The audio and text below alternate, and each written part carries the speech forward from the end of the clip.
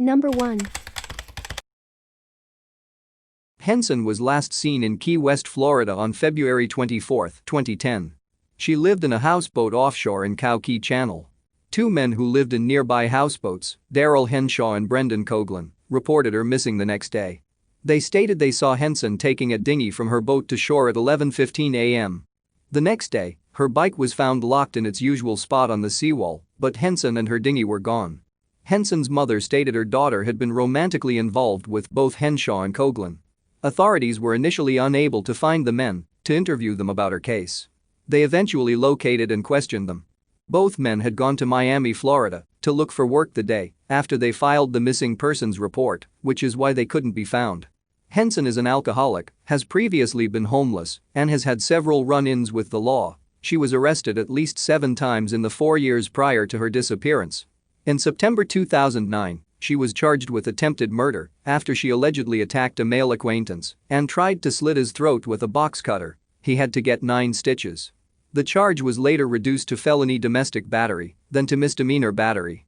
She pleaded guilty and was released from jail on February 5 after 148 days in custody.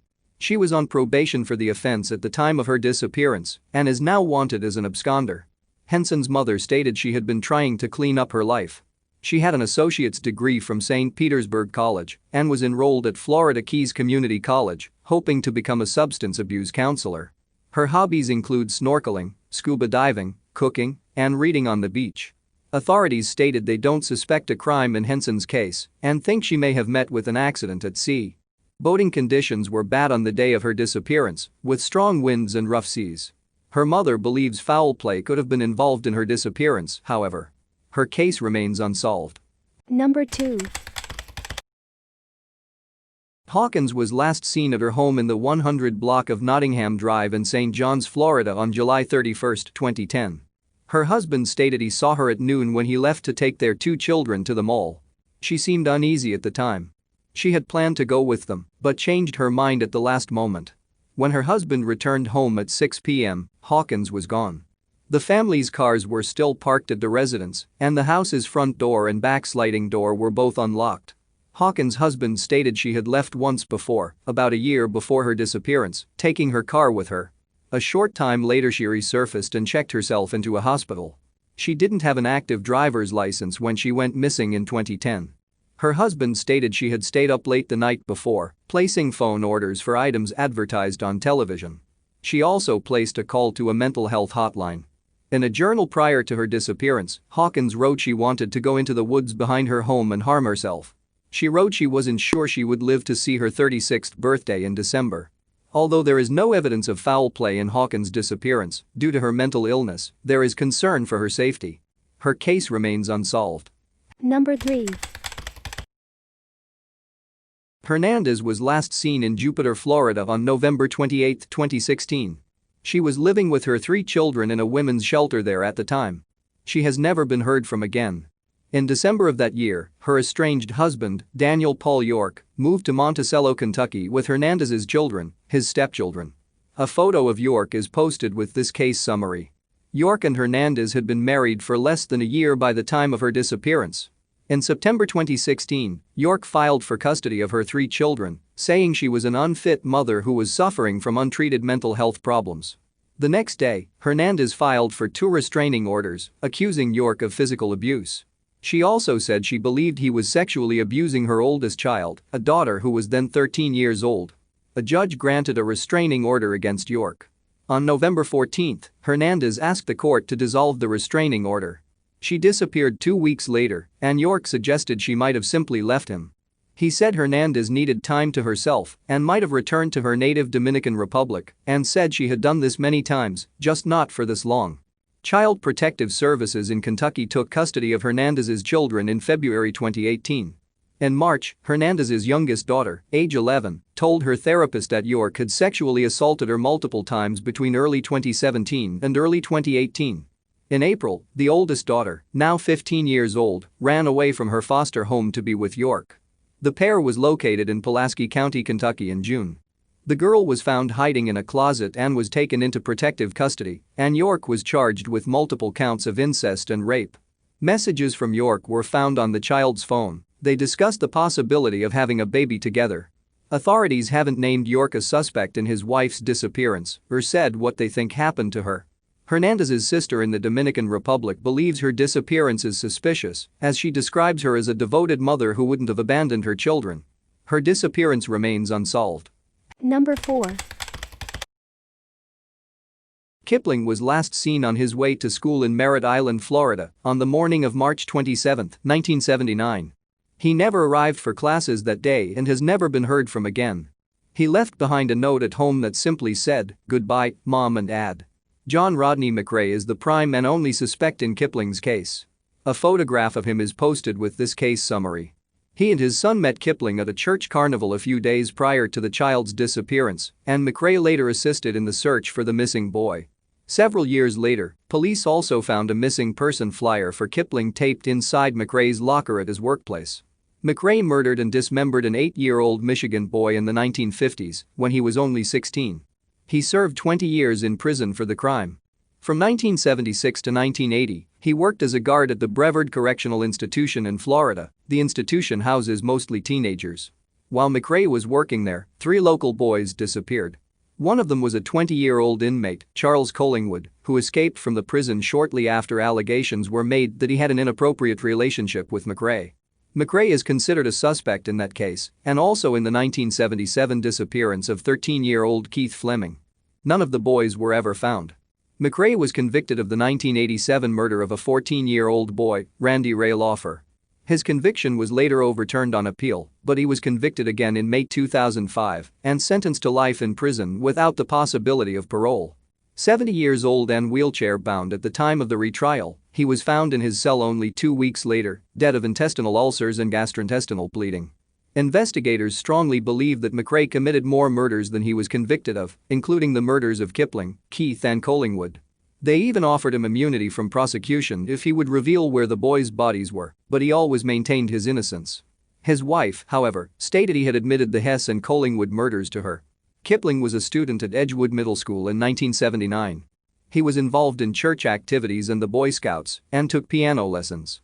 His case remains unsolved. Number 5. Hers was last seen in the morning hours of December 19, 1982, driving away from her residence at the Breakers Apartments in the vicinity of the 12,900 block of Campbell Lane in Largo, Florida. She was on her way to buy laundry detergent at the time. She left home without taking any clothing and personal belongings. A few days after her disappearance, her husband got a letter from Hers saying she had left him to be with Cleveland Hill Jr. and she wanted her children to stay with their father.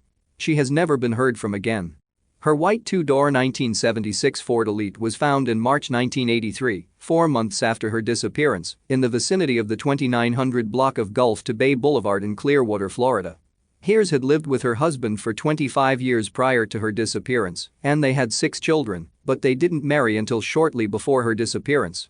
Months before she vanished, her then-boyfriend found out about her affair with Hill, a married asphalt contractor and a friend of the family. Hers attempted suicide after her boyfriend found out about the relationship. She survived and her boyfriend agreed to marry her, and she claimed she had ended her relationship with Hill. Her husband approached Hill after his wife disappeared and asked where Hers was, and Hill said she had left with a Caucasian man and he had no idea where she was. Her husband sought, and was granted, a divorce on the grounds of adultery. A photo of Hill is posted with this case summary. Donielle Johnson and Margaret Dash also disappeared while dating him and have never been found. Hill served a prison sentence for 2 accounts of assault after he shot his wife and mother-in-law in 1968, and in 1992 he was convicted of drug trafficking. He was released from prison in 2008 and now lives in Virginia. He has never been charged in connection with any of the missing women's cases, and he maintains his innocence. The missing women did not know each other, and authorities have found no connection between them, other than their association with Hill. Foul play is suspected in all 3 cases, which remain unsolved. Number 6. Hine was last seen in Coral Gables, Florida on September 14, 1965. The previous month, she had learned she was pregnant. She was unmarried at the time, and there was considerable social stigma attached to having an illegitimate child. On the day of her disappearance, Hine said she was going shopping for a watch and withdrew $300 from the bank. In fact, she was going to have an abortion. Abortion was illegal in 1965, but it was practiced covertly. Hine has never been heard from again. 3 weeks later, her rental vehicle was found parked in Atlanta, Georgia, 650 miles north of Coral Gables. It had been at that location for at least 3 days. There were traces of blood in the backseat. Witnesses stated a man had parked the car and left it there after removing a duffel bag from the trunk. This man, who appeared to be in his 30s, has never been identified. The man who ran the abortion clinic Hine's planned to use was a Hungarian immigrant who posed as a physician. He was arrested 3 months after her disappearance and charged with perjury and impersonating a physician, but he jumped bail and may have returned to Hungary afterwards. An anonymous letter sent to the Coral Gables Police Department said Hine died as the result of a botched abortion and her body was dumped in Biscayne Bay near Miami, Florida. The letter's author has not been identified and the tip hasn't been confirmed, but police found the letter credible.